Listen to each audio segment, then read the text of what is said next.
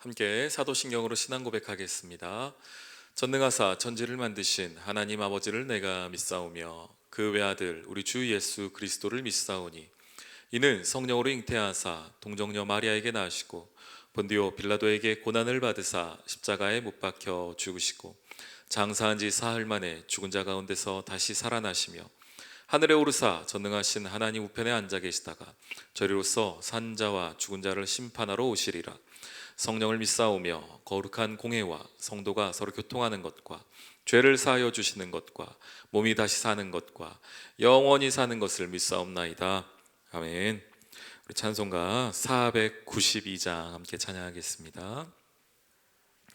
잠시 세상에 내가 살면서 항상 찬송 부르다가 날이 저물어 오라 하시면 영광 중에 나가리.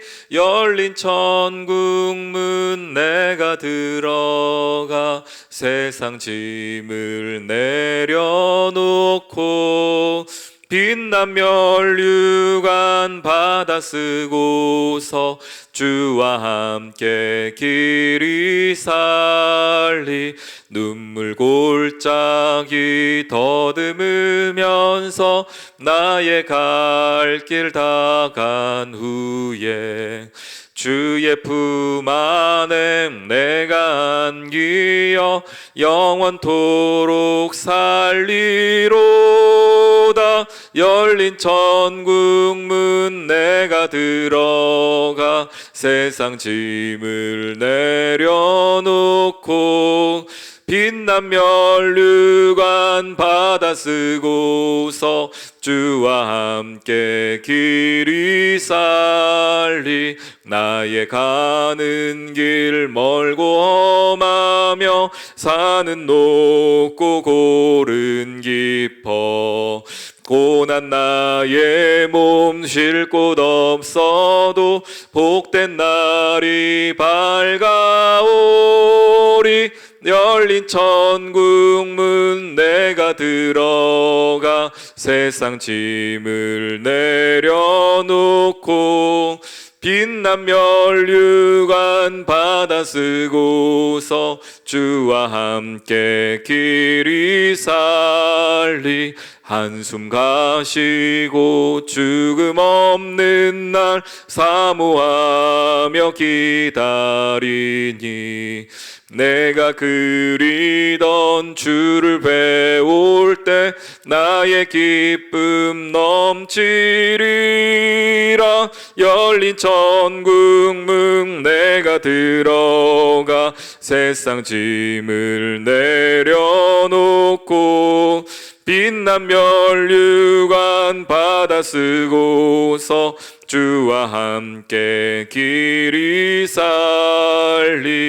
살리. 아멘. 우리 열왕기하 마지막 장입니다. 25장 우리 8절부터 마지막 절까지 함께 보겠습니다.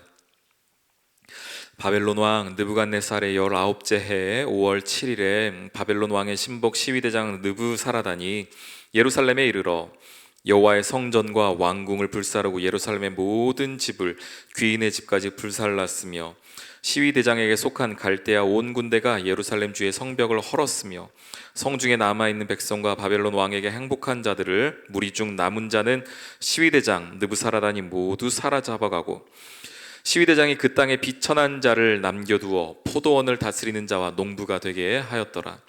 갈대아 사람이 또 여호와의 성전의 두 놋 기둥과 받침들과 여호와의 성전의 놋 바닥을 깨뜨려 그 놋을 바벨론으로 가져가고 또 가마들과 부삽들과 부집게들과 숟가락들과 섬길 때 쓰는 모든 놋그릇을 다 가져갔으며 시위대장이 또 불 옮기는 그릇들과 주발들 곧 금으로 만든 것이나 은으로 만든 것이나 모두 가져갔으며 또 솔로몬이 여호와의 성전을 위하여 만든 두 기둥과 한 바다와 받침들을 가져갔는데 이 모든 기구의 놋 무게를 헤아릴 수 없었으니 그 한 기둥은 높이가 18규빗이요 그 꼭대기에 놋 머리가 있어 높이가 3규빗이요 그 머리에 둘린 그물과 성류가 다 놋이라.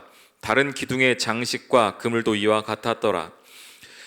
시위대장이 대제사장 스라야와 부제사장 스바냐와 성전 문지기 세 사람을 사로잡고 또 성중에서 사람을 사로잡았으니 곧 군사를 거느린 내시 한 사람과 또 성중에서 만난 바 왕의 시종 5사람과 백성을 징집하는 장관과 서기관 한 사람과 성중에서 만난 바 백성 60명이라. 시위대장 느부사라단이 그들을 사로잡아 가지고 림나 바벨론 왕에게 나아가매 바벨론 왕이 하낫 땅 림나에서 다 쳐 죽였더라. 이와 같이 유다가 사로잡혀 본토에서 떠났더라. 유다 땅에 머물러 있는 백성은 곧 바벨론 왕 느부갓네살이 남긴 자라. 왕이 사반의 손자 아히감의 아들 그달리아가 관할하게 하였더라.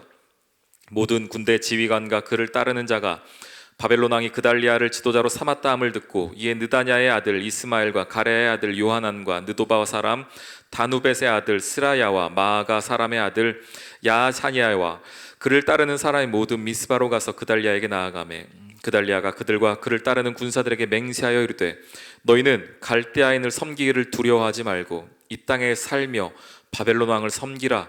그리하면 너희가 평안하리라 하니라. 7월에 왕족 엘리사마의 손자 느다니아의 아들 이스마엘이 부하 10명을 거느리고 와서 그달리아를 쳐서 죽이고 또 그와 함께 미스바에 있는 유다 사람과 갈대아 사람을 죽인지라. 노소를 막론하고 백성과 군대 장관들이 다 일어나서 애굽으로 갔으니 이는 갈대아 사람을 두려워함이었더라. 유다의 왕 여호야긴이 사로잡혀 간지 37년 곧 바벨론의 왕 에일무로닥이 즉위한 원년 12월 그달 27일에 유다의 왕 여호야긴을 옥에서 내놓아 그 머리를 들게 하고 그에게 좋게 말하고 그의 지위를 바벨론의 그와 함께 있는 모든 왕의 지위보다 높이고 그 죄수의 의복을 벗게 하고 그의 일평생에 항상 왕의 앞에서 양식을 먹게 하였고 그가 쓸 것은 날마다 왕에게서 받는 양이 있어서 종신토록 끊어지지 아니하였더라. 아멘. 이스라엘이 망했습니다. 유다가 망했습니다. 남유다가 망했습니다. 참 슬픈 이야기죠. 하나님의 백성이었던 하나님의 언약의 백성이었던 이스라엘이 남유다가 망해버렸습니다. 오늘 망하는 과정을 쭉 설명을 해주는데요. 우리가 잘 읽지 않았지만 시드기야 때부터 시드기야 제9년 열째 달 11일에 하는 이야기, 그리고 시드기야가 7절에 보면은 그의 아들들 시드기야 아들들을 그의 눈앞에서 죽이고 시드기야의 두 눈을 빼고 그를 바벨론으로 끌고 간 이야기, 여호야긴, 시드기야 이렇게 쭉 이어지는, 그래서 마지막 그 이스라엘의 망해가는 과정은 사실은 엄청나게 이스라엘 백성이 과연 이렇게까지 망할 수 있는가, 이스라엘이 하나님을 향하여서 이렇게 질문했던 그 질문들이 정말 이해가 되긴 합니다.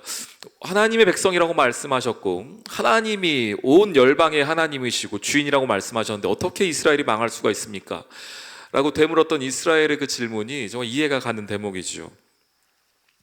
이스라엘의 성전은 모두 파괴됐습니다. 8절에 보니 예루살렘에 이르러 여호와의 성전뿐 아니라 왕궁 불살라졌고 모든 집들이 다 불살라졌고 성벽을 다 헐어버렸습니다. 이스라엘이 더 이상 남은 게 없다는, 완전히 폐허가 돼버리신 것입니다. 그리고 거기에서 좀 필요한 사람들은, 뽑아갈 만한 사람들은 다 뽑아가고, 12절에 보십시오. 시위대장이 그 땅에 비천한 자를 남겨뒀다는 겁니다.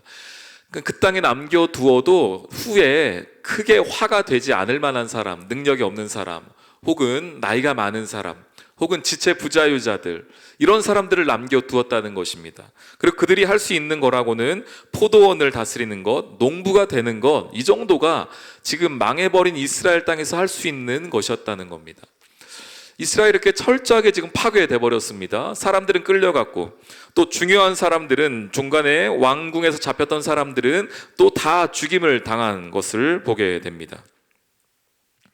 22절 보십시오. 유다 땅에 머물러 있는 백성은 곧 느부갓네살 왕이 남긴 자라. 원래 이 말씀은요, 이렇게 우리가 성경대로 하면 이렇게 해석돼야 되거든요. 유다에 지금 남아있는, 유다 땅에 머물러 있는 백성은 하나님이 남겨둔 자라. 원래 가나안 땅은 하나님의 약속의 땅이었기에 그의 언약에 따라 살아갔던 자들이다, 이렇게 돼야 되는데 지금 결국은 이스라엘은 하나님도 잃어버리고 나라도 잃어버렸습니다.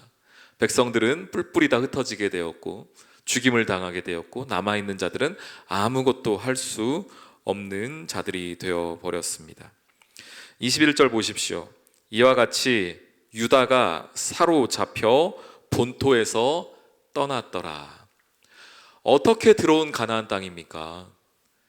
그들이 출애굽하여서 40년 광야 생활, 그리고 주의 말씀과 뜻대로 세웠던 이스라엘 백성들, 그 이스라엘이 이제는 본토에서 떠나게 되었다는 것이 지금 열왕기 기자의 이야기입니다. 그리고 그 땅을 누가 다스립니까? 하나님이 다스리신가요? 아닙니다. 바벨론 왕이 한 명의 지휘관을 세웁니다. 그가 누구지요? 그달리아였습니다. 그달리아가 와서 하는 이야기가 뭡니까? 24절에 보니 너희는 갈대아인 섬기기를 두려워하지 말아라. 이 땅에 살며 바벨론 왕을 섬기라.